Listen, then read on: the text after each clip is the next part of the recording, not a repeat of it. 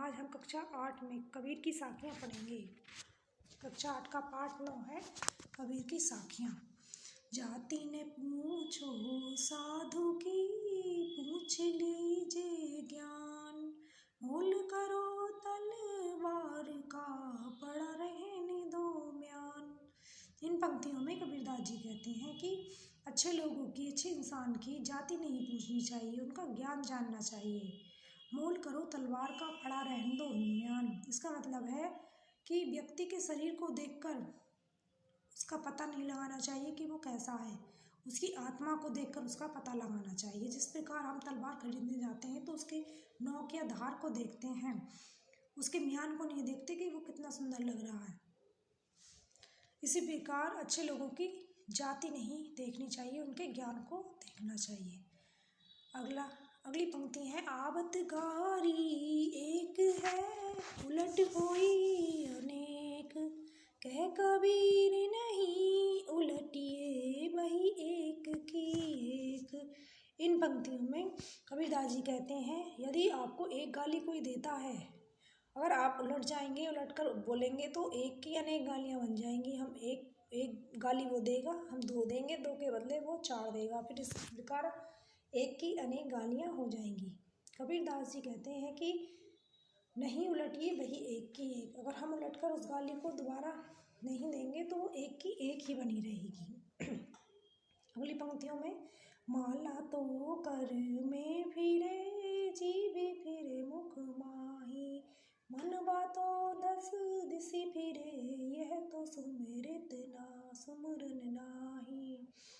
कबीरदास जी कहते हैं, माला तो कर में फिरती है और जीभ मुख में फिरती है, मनवा तो 10 दिशे फिरे, यह तो सुमरन नाही। यानी जब हम भगवान का सुमरन करते हैं, भगवान का जाप करते हैं, तो माला तो हम हाथ में लेते हैं, हाथ में फेरते रहते हैं और जीभ को मुंह में फेरते रहते हैं, लेकिन मन हमारा ऐसा है, वो 200 दिशाओं में फिरता रहता है और वो भगवान का सुमरन नहीं करता। तो ये गलत बात है। दिखावे के लिए हम माला फेरते हैं और जाप करते रहते हैं, लेकिन मन हमारा अलग अलग दिशाओं में इधर उधर घूमता रहता है, ये भगवान का सुमरन नहीं करता।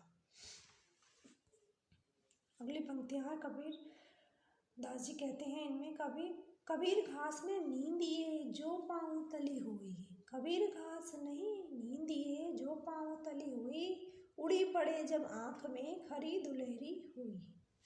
कबीरदास जी कहते हैं कि आँख की कभी निंदा नहीं करनी चाहिए, उसको तुच्छ नहीं जानना चाहिए जो हमारे पाँव तले आ जाती है।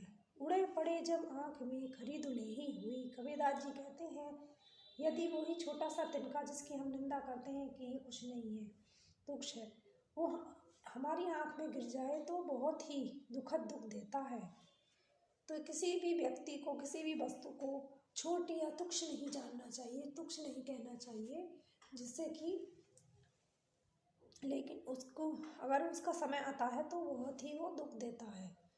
जग में बैरी कोई नहीं, जो मन शीतल होए, या आपा को डारी दे, दया करे सब कोय। जग में बैरी कोई नहीं जो मन शीतल होए। कबीरदास जी कहते हैं, इस जग में कोई भी बैरी नहीं है यदि आपका मन शीतल है। या आपा को डार दे, दया करे सब कोई। या अपना जो अहम है, अहंकार है, क्रोध है, उसको दूर कर दीजिए, डार दीजिए अलग, तो सब आप पर दया करेंगे। इस प्रकार कबीरदास जी कहते हैं, यदि आपका मन शीतल है, शांत है, तो आपका कोई भी दुश्मन नहीं है और आप अपने अहंकार और मन, क्रोध को मन से अलग कर देंगे तो आप पर सभी दया करेंगे, सभी आपको अच्छे लगेंगे और आप भी सबको अच्छे लगेंगे। तो इन पंक्तियों में कबीरदास जी ने कहा है। आज के लिए इतना ही, धन्यवाद।